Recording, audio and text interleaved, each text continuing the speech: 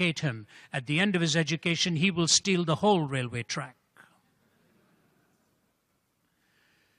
In the year 2010, the British Broadcasting Corporation did a survey that it does every year, and for the first time, it came out with a different conclusion. Every year they do a survey on what is it that humanity fears the most. Every year, number one has been poverty, number two has been the environment. Poverty and environment, the thing they think are the greatest challenge facing humanity. In the year 2010, in December, the British Broadcasting Corporation released its study.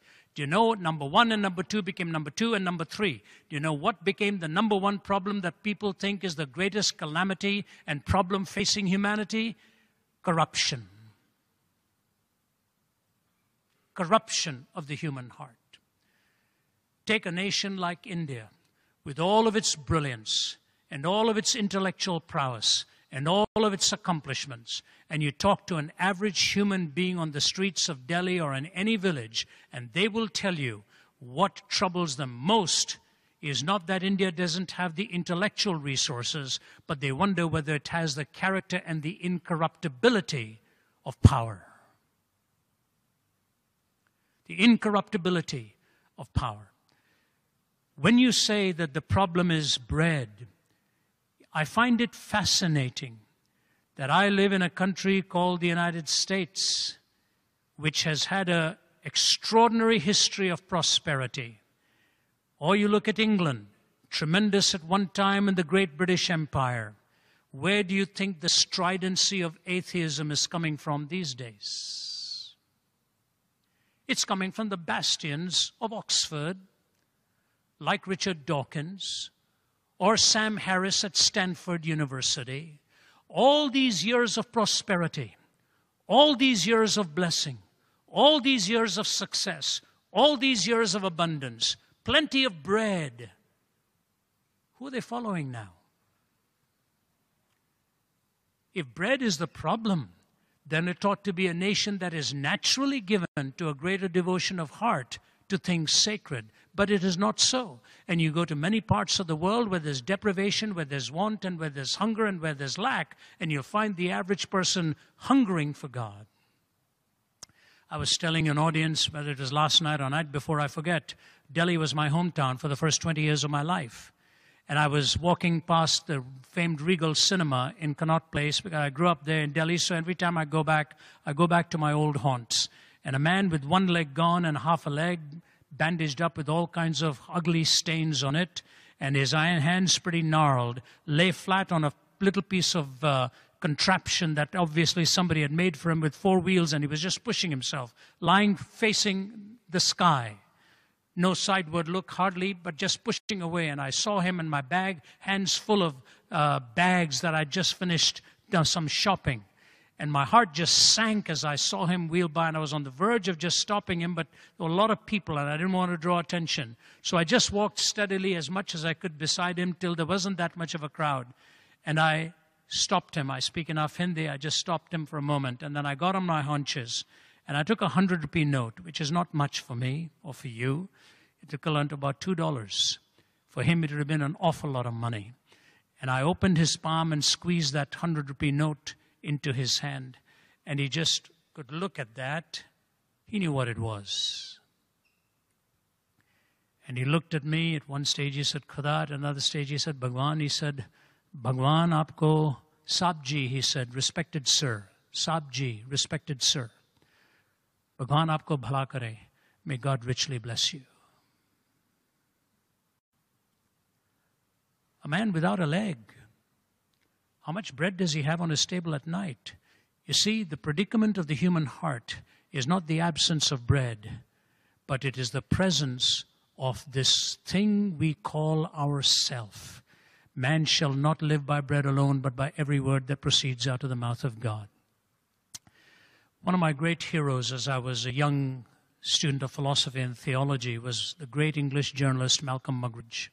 I think he was the greatest British journalist of the 20th century. Absolutely brilliant with language. The year was 1990 when I happened to be speaking in Sussex, and somebody told me Muggeridge lived about 5 miles up the road. I said it would be a dream come true if I could just spend half an hour with Malcolm Muggeridge. This fellow says, I know Malcolm, I'll arrange it for you. Next day, I found myself at a table having lunch with Malcolm and Kitty Muggeridge, one of the greatest journalists ever. He lived a promiscuous life. He lived a slanderous life. And one time editor of Punch magazine, a correspondent with The Guardian, and very, very noted journalist, a household name in England in the 20th century. And as we were having lunch, he signed one or two of his books for me. And in one of his books called The Green Stick, A Chronicle of Wasted Years, he tells his own pilgrimage to Christ, how he lived a profligate lifestyle and so on. At one point, he tells this story. He said, I used to teach journalism in the south of India. I loved India, he said. The Indian people like Nehru and all knew him well. And he said, I was teaching journalism in the south, and I loved India, and early in the morning I used to come into the river to have my bath. And then I got into the river, and as I was swimming, way out in a distance, I saw a woman quietly disrobe and get into the water herself. It's quite far away, he said, but I could figure out by the contours of her body it wasn't a man. He said, I decided I was going to swim in her direction and somehow seduce her. So he swam and swam. He said, something in my heart said, don't. But he said, I kept moving in that direction, and as he swam and swam and swam towards her, suddenly he emerged face to face with her, and he shook the water off his face. And Muggeridge, in his book, The Green Stick, A Chronicle of Wasted Years, says this, I was stunned and horrified when I realized I was eyeball to eyeball with a woman with leprosy. She was a leper. He said, I thought I would be sick to my stomach, and I was on the verge of saying something, what a lecherous face, when he realized the problem was not her. He said, I realized the problem was my lecherous heart. The problem was my lecherous heart. You can never find an absolute just by turning to your own heart. Because your heart and my heart can rationalize away, we can reason away, we can talk ourselves into things that we know are wrong, and we can argue ourselves in drawing line after line after line. And the Bible reminds you and me clearly, what Jesus says to the tempter is, begone, it is written, man shall not live by bread alone, but by every word that proceeds out of the mouth of God. In other words, there's a law of God, there's a moral standard that's given for you and for me. The second temptation comes. The second temptation is rather very clever. He says, you know, it is written in the word that that he will give angels charge over you so that you will not dash your foot against a stone. The devil is quoting Scripture. He's quoting Scripture to Jesus, taking a text. And he says, it says that you'll never dash your foot against a stone. So I've got a challenge for you. Why don't you jump and put the word to test? Jesus looked at him and said, begone, it is also written that you shall not test and you shall not tempt the Lord your God. Every text has to be put into a context, lest it become a pretext. He said, I'm not here to try and test God and my Father and see whether He is going to honor His word. I'm here to tell you I have absolute trust in Him. What is it that Satan is really appealing to? Satan is appealing to his pride. Why don't you do it? You call the shots. You decide. You play God. You become the God of God. Isn't that what we see today? Humanity becoming the God of God. As Alexander Pope said, you have snatched from his hand the balance and the rod. You have rejudged his justice. You have become the God of God. C.S. Lewis, writing in one of his books, says there is one vice of which no man in the world is free, which everyone else loathes when he sees it in someone else. Did you hear that? No person is free from this, but we loathe it when we see it in someone else, and of which hardly any people except Christians ever imagine that they are guilty themselves. There is no fault which makes a man more unpopular, and no fault which we are more unconscious of in ourselves. And the more we have it ourselves, the more we dislike it in others. The fact of the matter is, the whole world is plagued with this problem. No matter what we name ourselves, we actually end up battling pride every day. Every one of us. We battle pride every day. This struggle of power, absolute power. Let me give you a little illustration of this. There was a big burly black man who got into a bus in the early days of his youth, solidly built. And a little boy sitting next to him in the bus didn't want him sitting next to him. So he just shoved this man, and the man moved. And the little boy shoved again, the man moved. He did this 3 or 4 times, and the big burly muscle-bound guy kept moving. But he just eyed this young boy and really wanted to let him have it, but he didn't. Finally, the bus stop came, and the big muscle-bound black gentleman got up and was about to get off, but before he did, he put his hand into his pocket and lifted his business card and gave it to the little boy. It just said this, Joe Louis, world heavyweight boxing champion. You know what? Joe Louis, they said, had the strength in his fist to be able to hit through the side of a bull. And this little pipsqueak of a guy was shoving him around. He could have made mincemeat out of him. Who do you think had greater power? The little boy who was shoving him around, or the bigger man who was able to take it? Was able to take it. The thing that we so often get seduced by is this thing we call power and we call pride. And so we try to command God and make him do our bidding. And make him do our bidding. I want to give you a little illustration, and please bear with me as I give this, because I think it is important. And you may not agree with the application of it, but I think you'll appreciate the illustration of it. This year in September, it'll be my privilege to address the United Nations Prayer Breakfast for the 3rd time. It's a real honor. It's the opening day of the UN General Assembly. It's been my honor to do it twice over some years, and this last year when they wrote to me to come and do it again this year, I was deeply honored. I have to respect every worldview in front of me there. But last time I spoke there, they gave me a very tough subject. It said navigating with absolutes in a relativistic world, and I took a completely different approach to it. And they were all seated there at 6:30 in the morning. And I said to them, I want you to think of yourself in these terms. You struggle with absolutes, and I struggle with absolutes. I said there are 4 areas in which we struggle for definition. Area number 1, evil. How do you define evil? How do you define it? And I went into various descriptions of it, and they were listening very carefully. I said there's a second area in which we struggle for definition. Justice. How do we define justice? I said, you all talk about just societies. You talk about looking for justice in this world. I said, how do we define justice? And they're nodding their heads. I said, then there's a third area in which we struggle, and that is love. I said, you're here by great appointment, tremendous appointment. Your governments trust you. They've sent you here as ambassadors. You miss your families. And you're sitting here today wondering how long you'll be away from your spouse or your children, whatever. You're missing them because of this thing called love. They were nodding their heads. I said, evil, justice, love. I said, and then there's one more area in which you struggle for an absolute, and that is forgiveness. I said, some of you are going to blow it big time and blow the ethics, and then you're going to come to your colleagues and ask them to forgive you. What is the basis on which they will forgive you? What is the absolute? I said, the 4 areas you're looking for absolute: evil, justice, love, and forgiveness. By this point, they're leaning forward and listening to me.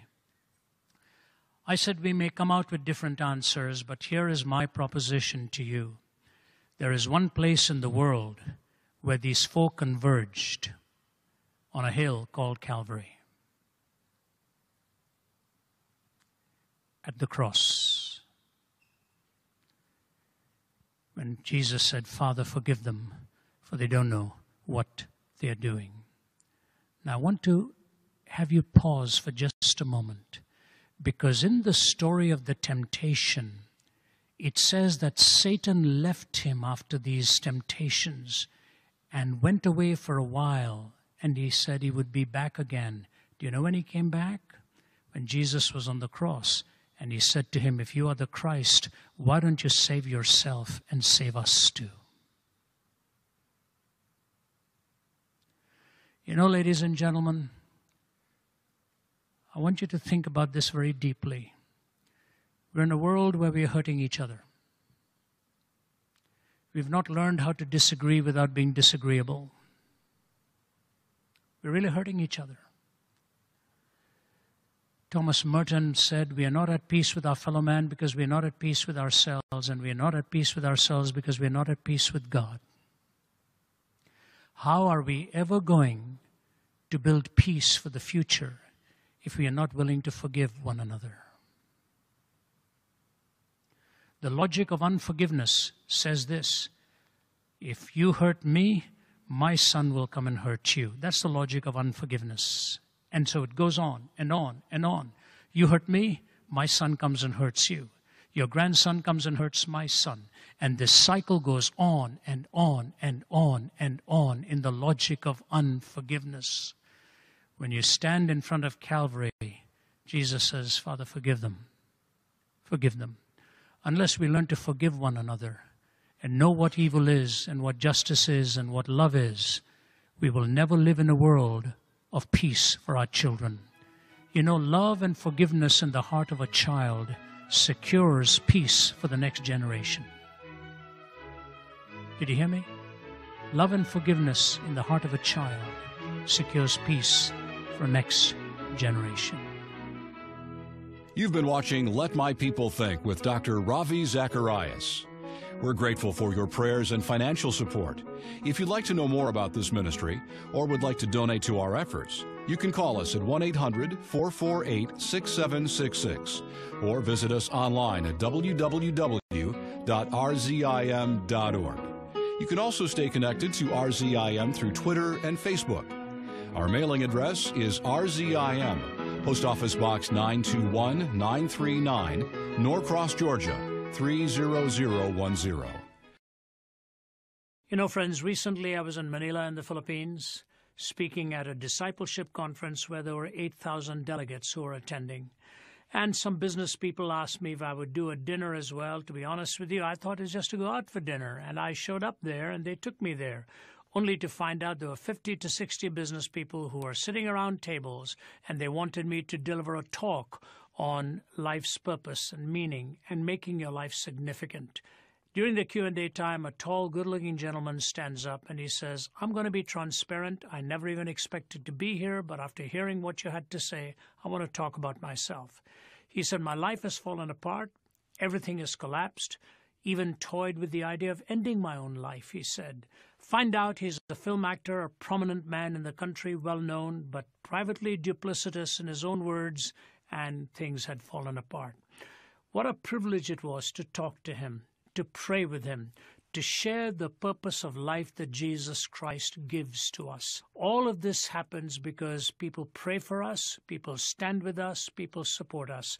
We intend to keep doing this and ask you to remain faithful in your part. Many young lives like this and older lives are challenged and turned around by the grace of God and the power of His Holy Spirit's work in their lives with appointments that He creates for us that we ourselves did not envision. May God bless you. Pray for this gentleman whose life has been transformed, but who still has a long way to go. We will be there for him and with him. We ask that you will do the same with us. May God bless you. Next time on Let My People Think.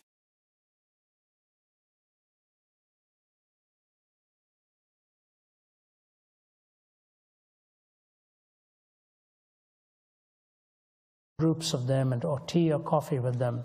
And by the time each one of them finished telling me their story, it was so much to take in, overwhelming, incredible transformation of lives, people going out to ministry under OCCA's banner. One of them is a young gal from New York. I don't know the exact details, but somehow through an illicit relationship between an imam and her mother in New York, she was conceived and born. Now her story is absolutely breathtaking. And she is preparing to become one of the fellows of RZIM to be stationed in New England, coming up shortly, our graduate from the one-year program in the Oxford Center for Christian Apologetics. The evidence. I have a letter with me that I carry because it's so special. In fact, this week I heard from him. He's just aced all of his courses, and his father wants to come and meet with me in Atlanta coming up in August. And this guy wrote to me last year around this time when I was in Bahrain. Listen to this letter. Dear sir, this is Abraham from Bahrain. We just met last night. I honestly want to tell you that your speech was absolutely awesome. I have been an admirer of your ministry since the time I first heard you speak in Bahrain in 2003. I was only 5 years old then. But now I am 14, and I have finished reading all of your books. The Real Face of Atheism, The Lotus and the Cross, Jesus Among Other Gods, Sense and Sensuality, The End of Reason, Why I'm Not an Atheist, The Grand Weaver, Walking from East to West, etc. They have made a great impact on my life and my way of thinking. I really wanted to get your email ID, and I wrote to the office requesting for it, but I've not received a reply from them for more than a year.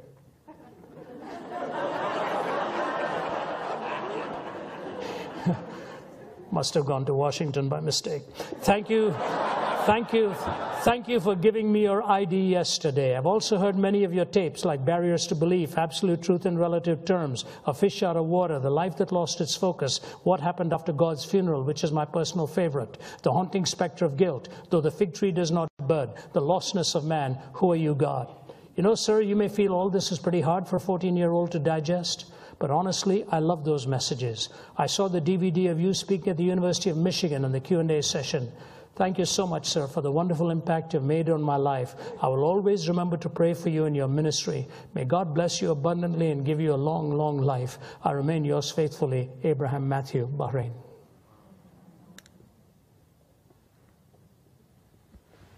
When Matt and I were boarding the plane in Atlanta for this flight, a young man with a backpack on his shoulder was way ahead of us in the line. He stepped out of line and came back.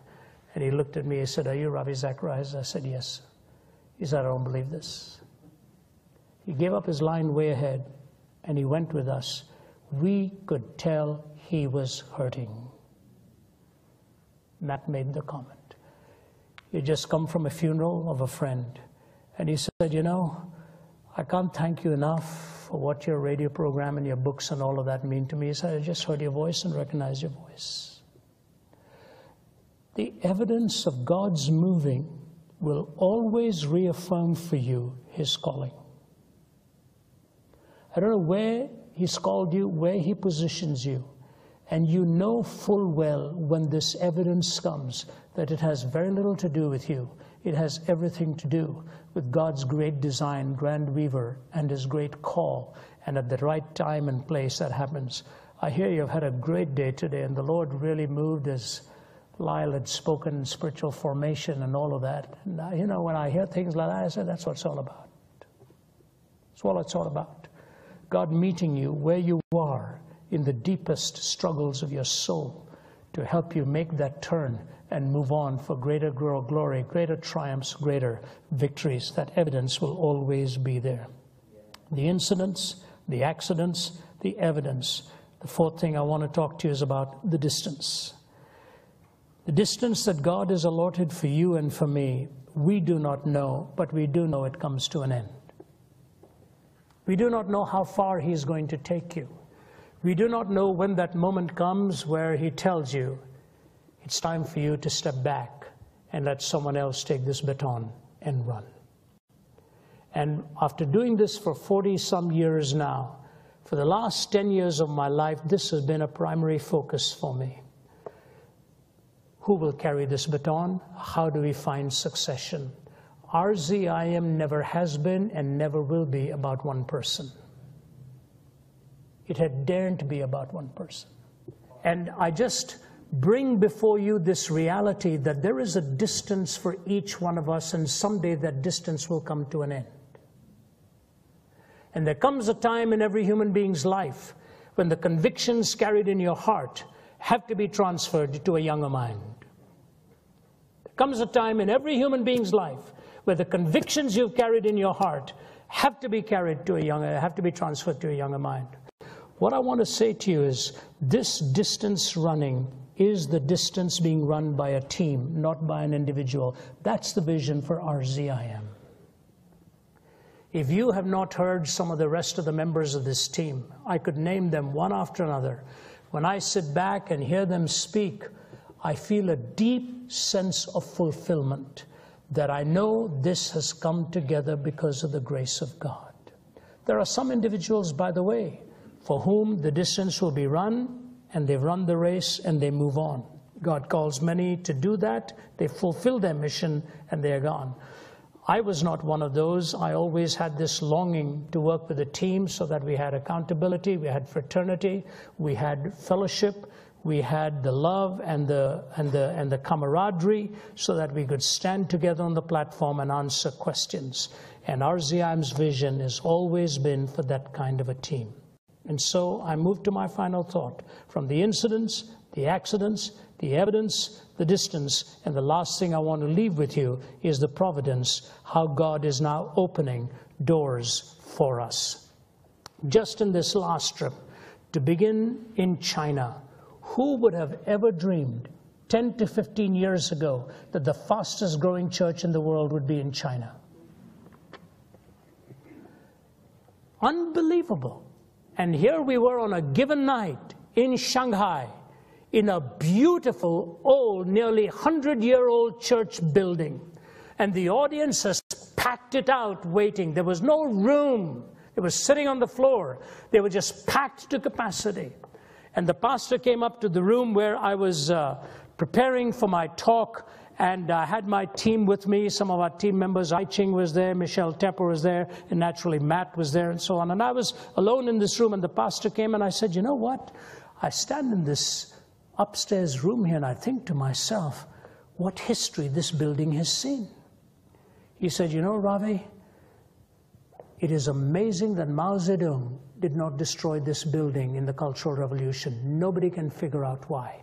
In this prominent part of Shanghai, that this building was not gutted and destroyed during the Cultural Revolution. He said, you'll be walking past one room where a Chinese audience will be gathered, and they gather 3 times every Sunday here, fill it out every time.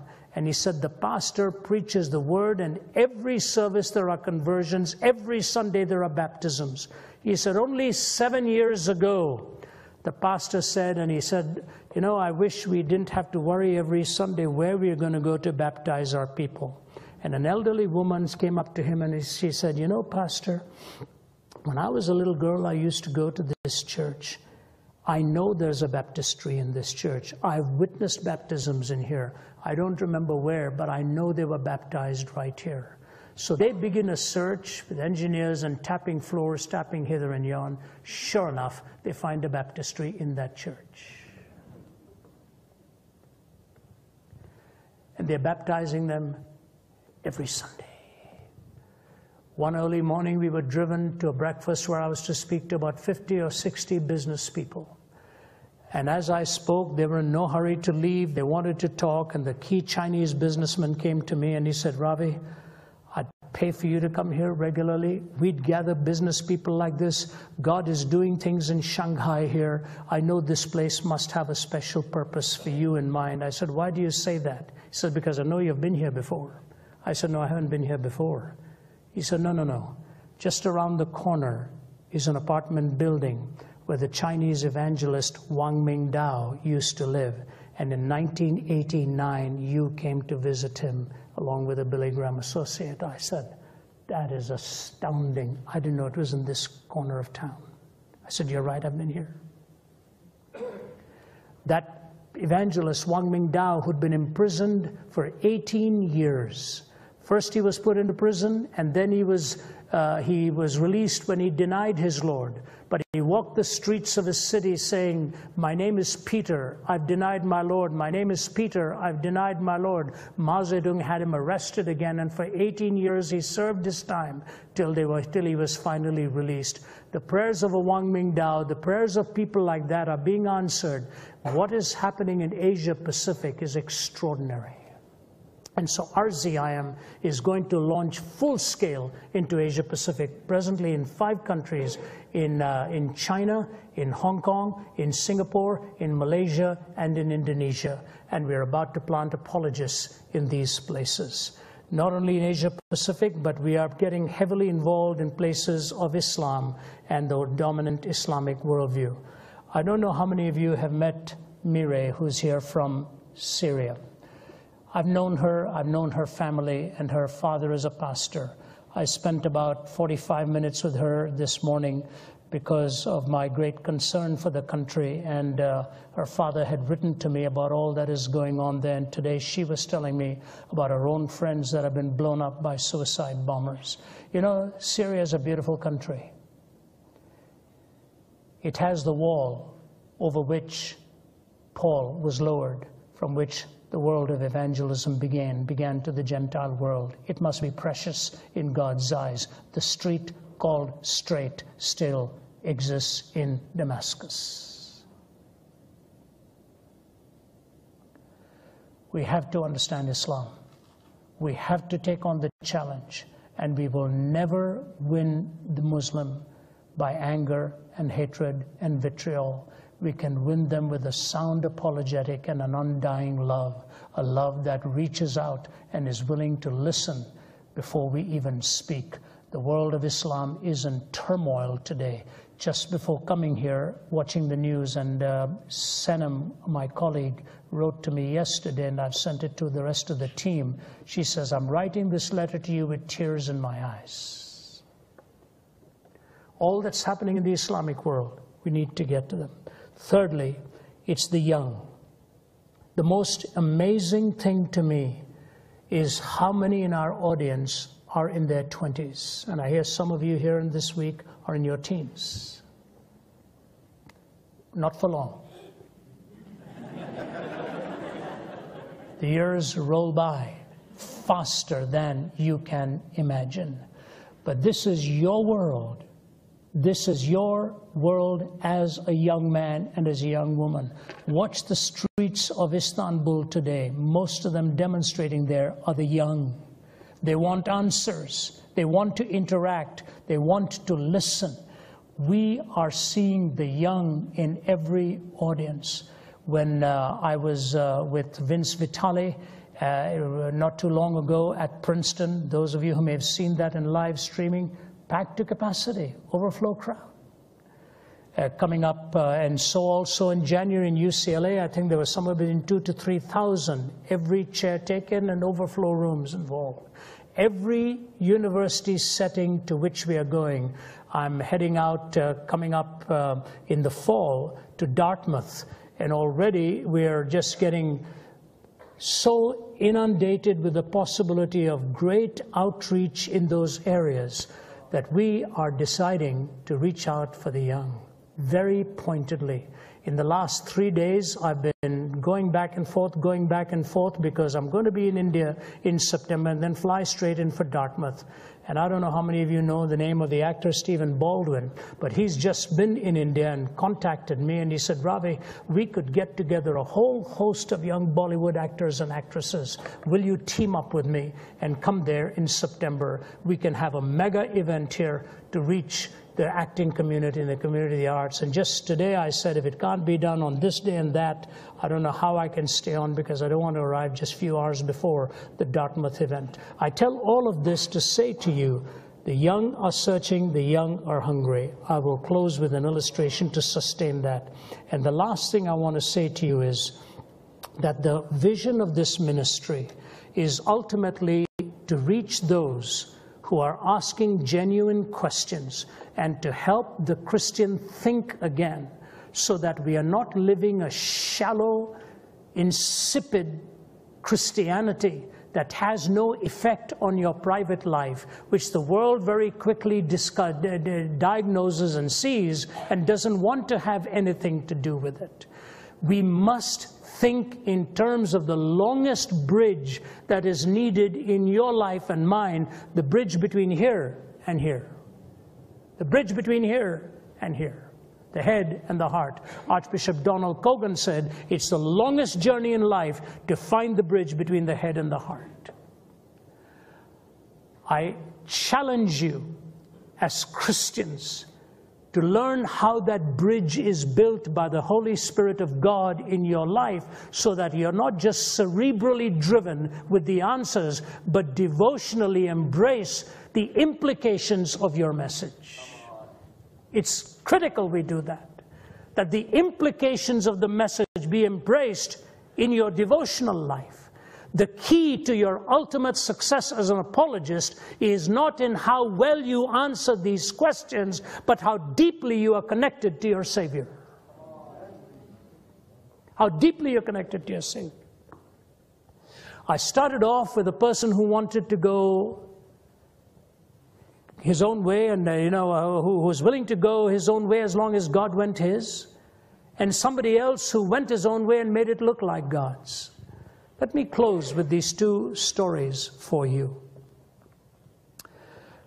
I very seldom watch a movie on a plane, not because I'm against it for any reason, but normally when I get onto a plane, I really want to get some sleep. I want to get some time alone. I'm tired. I either just close my eyes, or I think, or I take out a sheet of paper and start doing some reflections on things.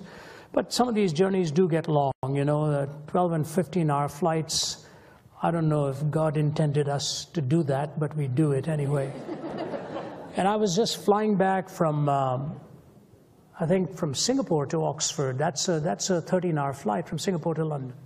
So I was telling Matt about this, and I decided to, I noticed they were showing an Indian movie amongst others. I don't know how many of you have seen Indian movies. They're amazing. All the way from the West is catching up. Batman, Superman, Spider-Man, that's the kind of movies India used to produce. We just spend millions doing it. They've been doing it for a longer time. Or at least some of them are rightly named Mission Impossible. How they do the things on that moving train at 90 miles an hour. Tom Cruise evidently cruises and does all those things. So it's the incredible things that happen in Indian movies. I saw one Indian movie in which the Taj Mahal was being stolen every night. And so, that kind of movie, you can just say, if I miss 15 minutes, I've missed absolutely nothing. And every movie, of course, has to have a fellow chasing a girl and around trees. And finally, when they catch up, the scene changes. As they say, one Indian comedian was asked, what's the difference in love on the Western screen and love on the Indian screen? He answered in one word, trees. That's what happens. So this movie had its version of trees in it. But the movie in Hindi is called Jab Tak Hai Jaan. Jab Tak Hai Jaan, which literally means till I have life. And it was an Indian actress who asked me to please see it sometime and critique it for them. And if I do the Bollywood thing, I want to critique that movie for them. It's a beautiful young girl who is engaged to be married to somebody, but she really doesn't want it. And there's a famous Indian actor by the name of Shah Rukh Khan, who's a waiter in a restaurant. Actually, before all of that, he was a bomb diffuser and then went into the restaurant industry and all that. And all this happens. So she meets up with him, and she doesn't want to go through this marriage. She wants this guy. So she goes to church. This is an Indian movie.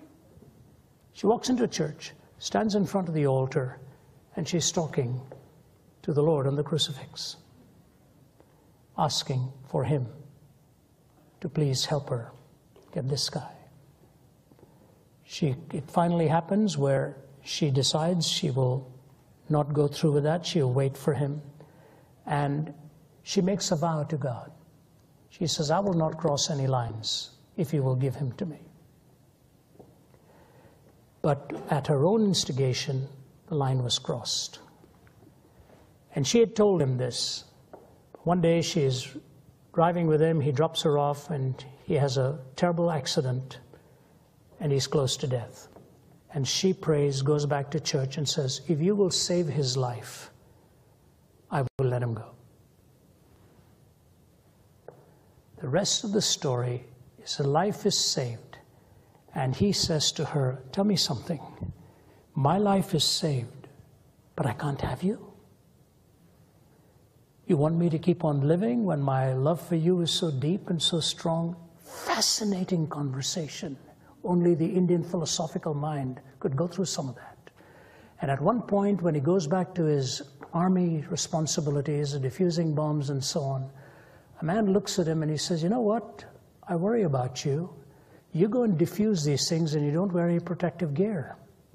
Because he's come to a point where he doesn't care whether he lives or not. And he looks at his colleague and says, you know what? You face life every day with its threats. What armor do you wear for life? So the bomb will finish you off in a moment. Life stabs at you every day. What do you wear to protect yourself against life? It's a fascinating end to the whole movie. And the conclusion is incredible. How they actually, there's so much of biblical motif in this, produced by an Indian producer by the name of Yash Chopra, who died shortly after the film was released and won the award for the best film. He himself was struggling with cancer. And I say to you, this is the Hindu world. Shah Rukh Khan is a Muslim man, and the whole movie is about a conversation with Jesus. You tell me they're not asking questions? Amazing. So this actress says, come here and discuss this movie with the acting world. They love their own stories to be evaluated. I say to you, the moment is ripe for you and me as apologists to answer questions for a world that is willing to listen to what Jesus has to say, to the deepest questions of their heart, because their gods are silent. There is no answer. We want to be sensitive to God. We want to be humble before Him. And we want to do the work while it is day. To bridge this to this and to reach people in their deepest struggles and their deepest pain. I'm going to close with about just a silent minute or two. And I want you to deal with God. What He's calling you to do as an apologist, where He wants you.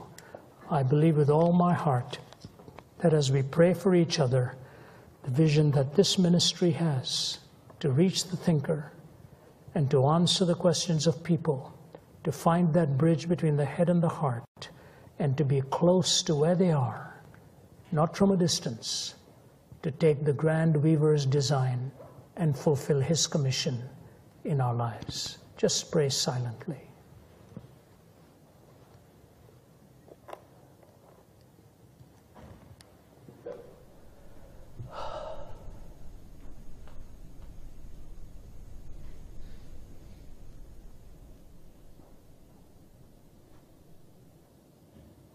How beautiful the sight of Thee must be.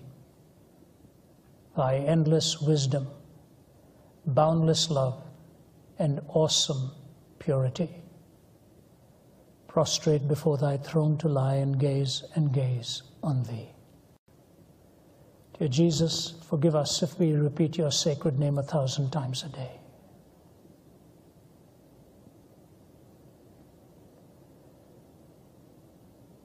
Lord, You are the one who gives the vision, and You are the one who gives the empowerment to follow that vision. I pray for this team of RZIM, its apologists, its staff, its supporters, its facilitators, and those who invite us. And for the many ministries across the globe, I think of this great institution here at Wheaton, so faithful to You over many, many decades. So many names enter our mind who have served You, whose time is coming to move on, and who will pass the baton. I pray that out of this audience You will raise up men and women who will be shining lights in a dark world. how much we need you, Father, in a world just skidding out of control, almost.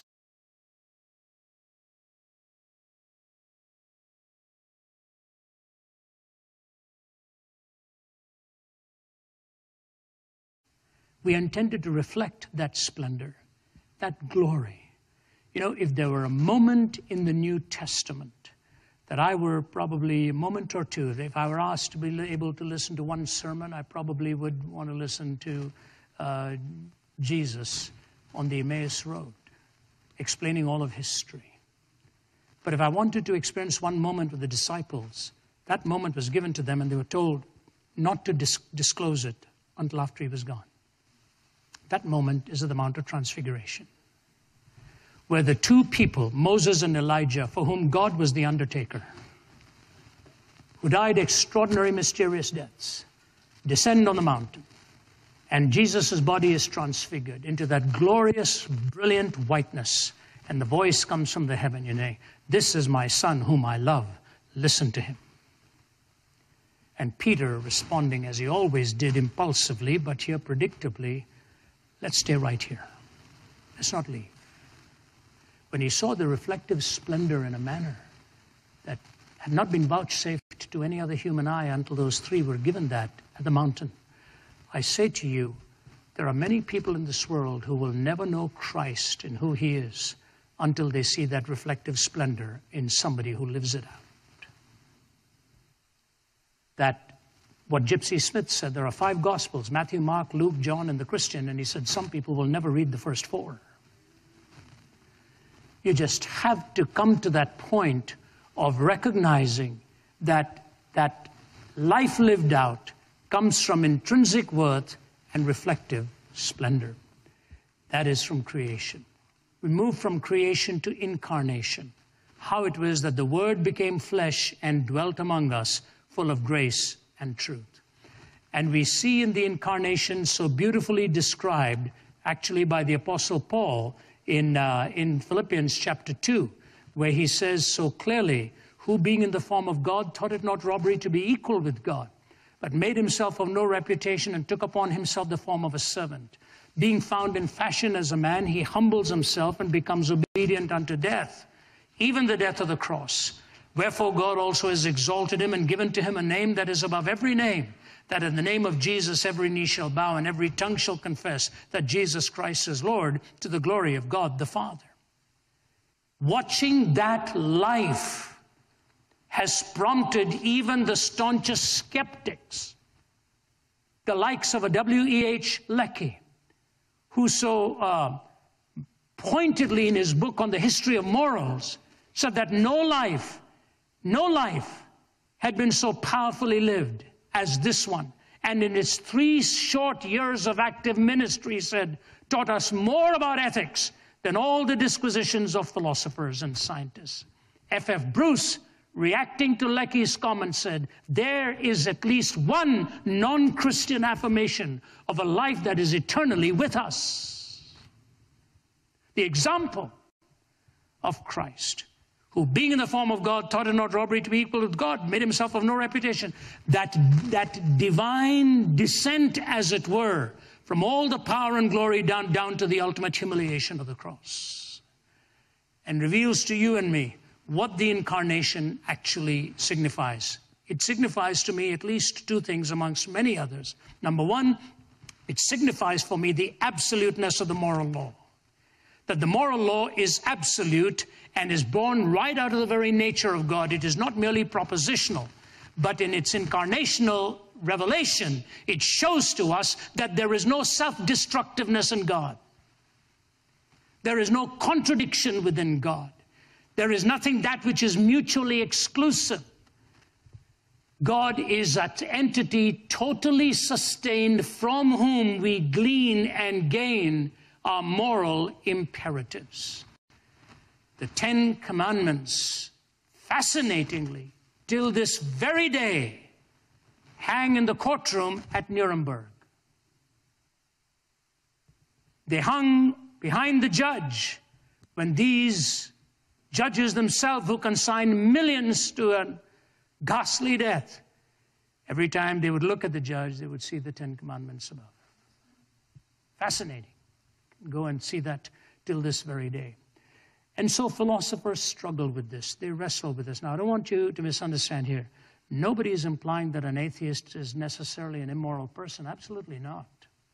But one just wonders where they get their rationally compelling reason for morality. Think about that. Listen to the best-known Canadian atheist. We have not been able to show that reason requires the moral point of view, or that really rational persons, unhoodwinked by myth or ideology, need not be individual egoists or classical immoralists. Reason doesn't really decide here. The picture I have painted for you is not a pleasant one for me, and reflection on this actually depresses me. Pure, practical reason, even with a good knowledge of the facts, will not take you to morality. This is Kai Nielsen. Bertrand Russell, he says this. He says, I cannot live as though ethical values were simply a matter of my personal taste, and therefore I find my own views quite incredible. I do not know what the solution is, said he. J.L. Mackie, he said, the very nature of moral reasoning is such a strange concoction that it is unable to ultimately arrive at it without positing a divine or transcendent order in the first place. This is the hatpin to the heart of atheistic thinking today, or of non-theistic thinking today. It is interesting that the non-theistic religions like Buddhism and Jainism and so on, take Buddhism for example, which is an ethical religion with the Four Noble Truths and the Eightfold Path. How can one question Gautama Buddha's own journey that way? He renounced everything, he went, and after this meditative process came about with the whole ethical system that he had. If you read the history of what happened after Gautama Buddha died, and all that took place in the quarrels and the backbiting and the attempted assassinations and so on. And yet it is primarily an ethical system. Same with Islam. The first 3 out of the 5 caliphs after Muhammad were assassinated. You go to the strongly Buddhist countries today, I won't name some of them. If you walk through the streets of some of those countries and see what has happened to its young people, what is done to its young people, some of those beautiful young men and women, and what's happened to them. You see, ethical theories themselves do not provide enough of an imperative to go and do and be good if you have no accountability at the end of it all before a moral authority or a moral power.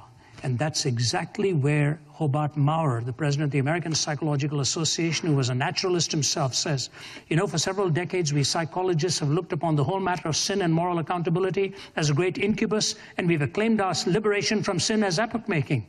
But at length we've discovered to be free in this sense, that is to have the excuse of being sick rather than being sinful, is to court the danger of also becoming lost. This danger is, I believe, betokened by the widespread interest in existentialism which we are presently witnessing.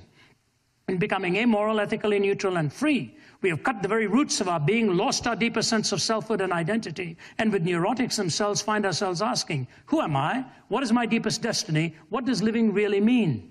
And then he quotes the Anna Russell psychiatric folk song. At 3 I had a feeling of ambivalence towards my brothers, and so it follows naturally I poisoned all my lovers. But now I'm happy I have learned the lesson this has taught, that everything I do that's wrong is someone else's fault. Many people are not aware that when I first moved to the West, I was moving into a business career. And I've told my story in walking from east to west. I always loved the food industry. I still do. It's nice to be on the served side of it rather than the serving side of it as you travel now, I must say. But I remember heading up the banqueting department of a 5-star hotel in Toronto when I first came. I was just about 20 years old, getting ready to move to Cornell and do my degree there. And the general manager had certain habits and fancies. I won't go into it. And one night, the chef and he and I were having dinner. He was trying to goad me into a certain action that night. I said, no thanks. And then he looked at me and said, when are you going to become a man? When are you going to become a man? So he's my boss. So I put my knife and fork down, was eating. I said, Mr. Stanway, Why do you leave the keys with me every night? To lock up everything? To put the money in the safe? And everything that you see out here that's of value, to lock away and take an inventory and put it down? Why do you do that with me? He said, I trust you. He said, if you are able, I said, if you are able tonight to talk me out of my convictions, will you still trust me?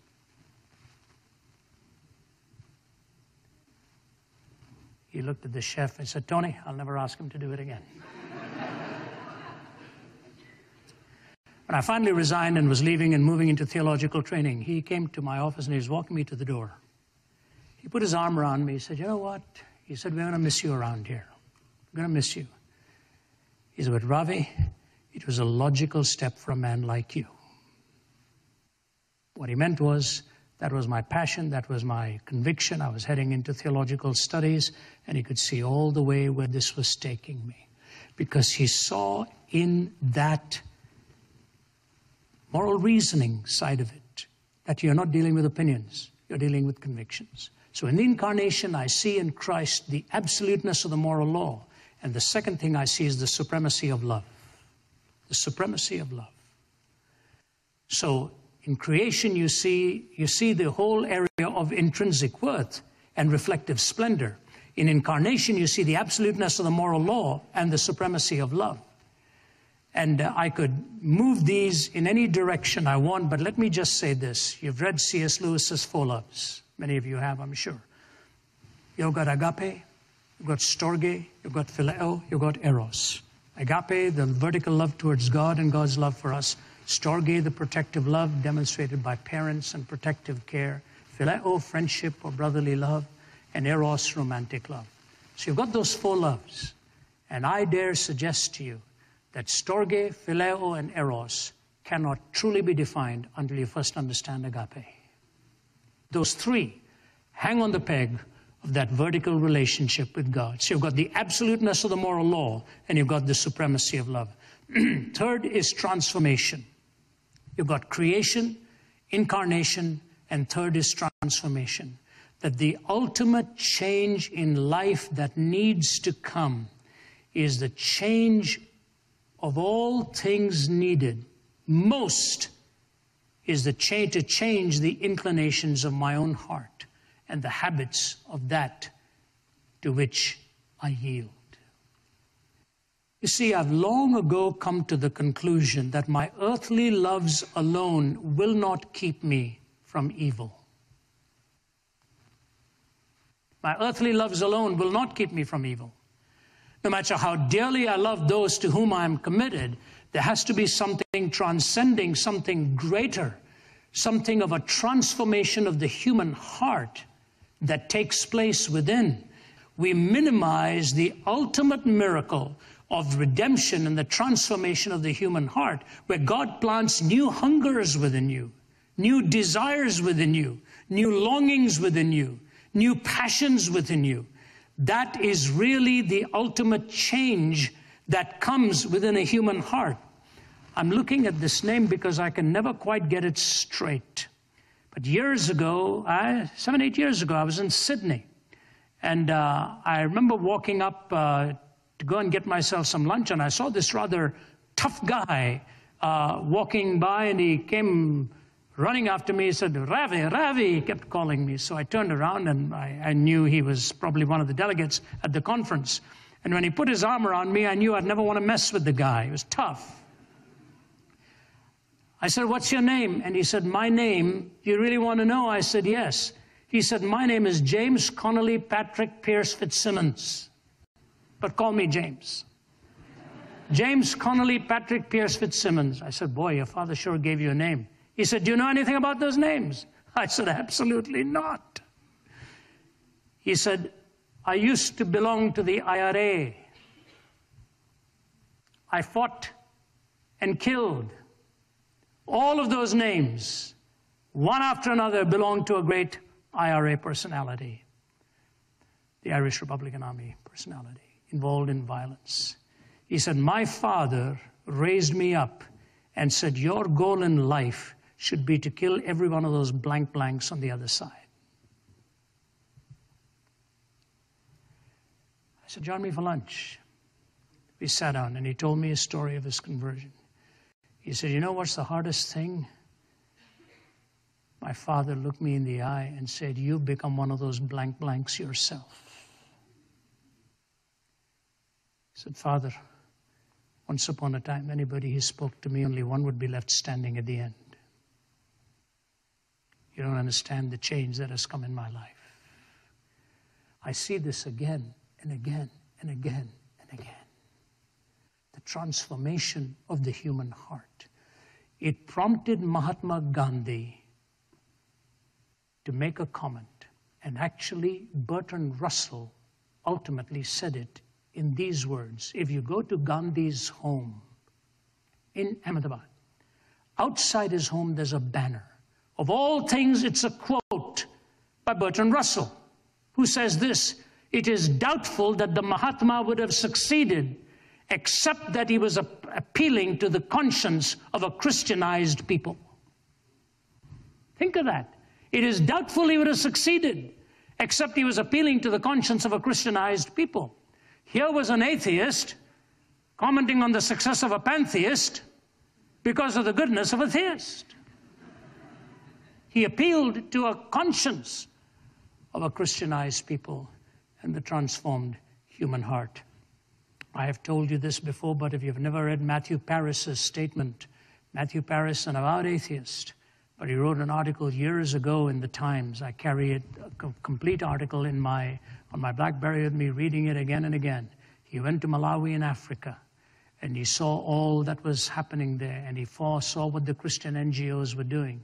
And he comes back and he says, I find myself torn as an atheist saying what I'm about to say. He said, the only thing that'll change Africa is the gospel. He says, otherwise you'll get the wicked combination of the machete and Nike and the cell phone.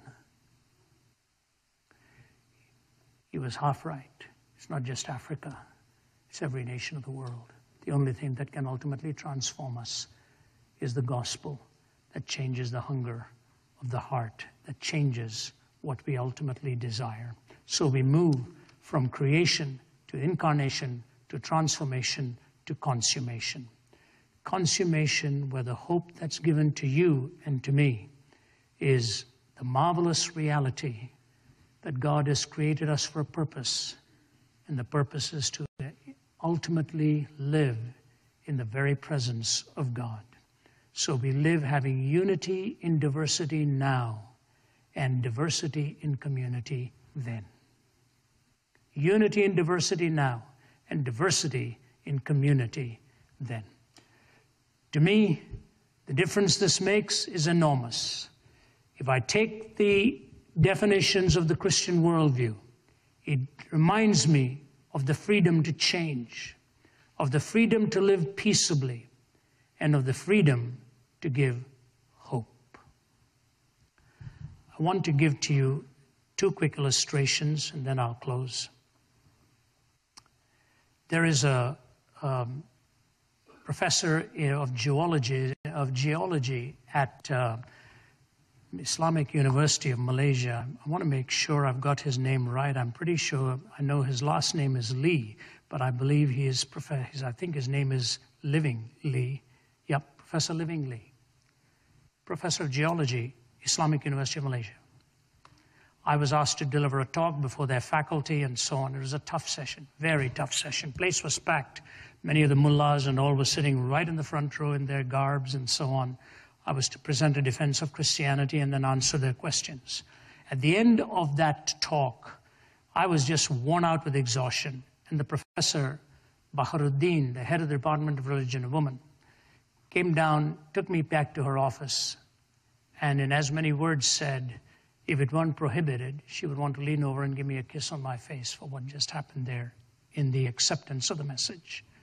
She said, thank you for the way you presented it, because she was on edge about what might fall out on this.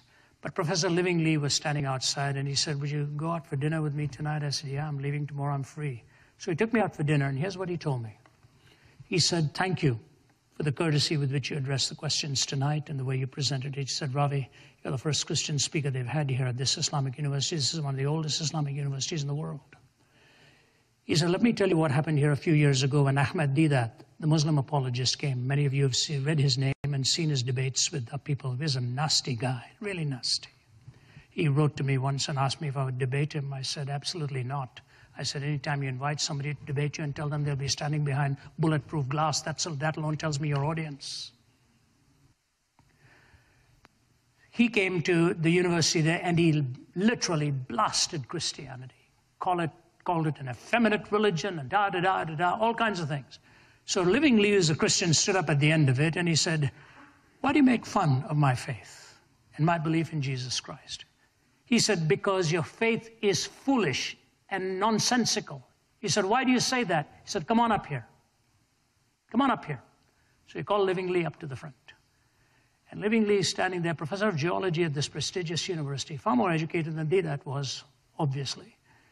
And Deedat looked at him and he said, look me in the eye now. And he looked at him and he took his hand and just gave him one ringer of a slap across the face. Living Lee said, my whole face was burning with the slap, he said. He said, turn the other cheek now. He said, come on. This is your faith, turn the other cheek. And so Living Lee said, my lips were quivering, the tears running down my face. I don't know how I'm going to withstand another. He said, I turned my cheek. Then Deedat just looked at him as he could hear some muttering in the audience, almost telling him, don't make a fool of yourself. So he said, look, I've got a better solution. Give me your shirt. So Living Lee takes off his shirt, gives it to him. So now he's in his undershirt and trousers. He said, you're supposed to give me your trousers too.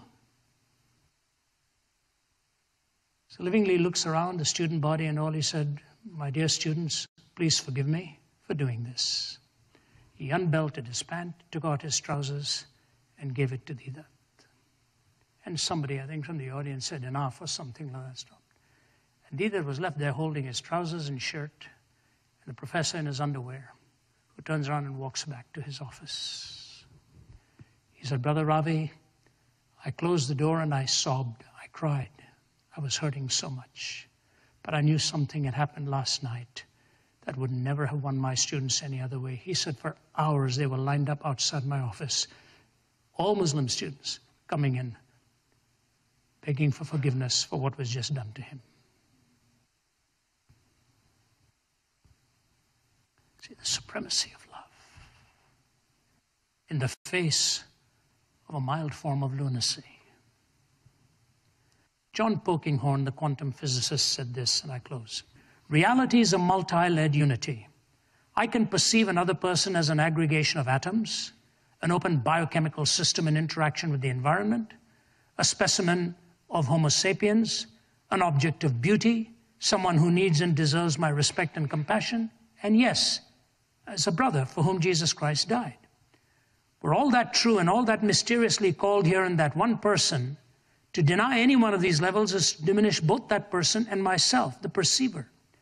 To do less than justice to the richness of reality, part of the case for theism, that in God the Creator, the source of all being, these different levels find their lodging and their guarantee. He is the source of all connections. The one who's created that holds in one the worldview of science, aesthetics, ethics, and religion as expressions of his reason, joy, will, and presence. This interlocking character of the Lord of creation finds its finest expression, says Polkinghorne, in the concept of the sacrament, an outward and visible sign of an inward and spiritual grace, a wonderful fusion of concerns of science and theology. Thus in the Eucharist, bread and wine, which in the words of the liturgy, earth has given and human hands have made, then symbolize the body and blood of Christ, the source of spiritual life. The greatest sacrament compared to which all of us are types and shadows is the incarnation, in which the Word became flesh and dwelt among us, full of grace and truth. And we beheld his glory, the glory as of the only Son from the Father. And he goes on to talk about the Logos. This blending of matter, spirit, ideas, expressions,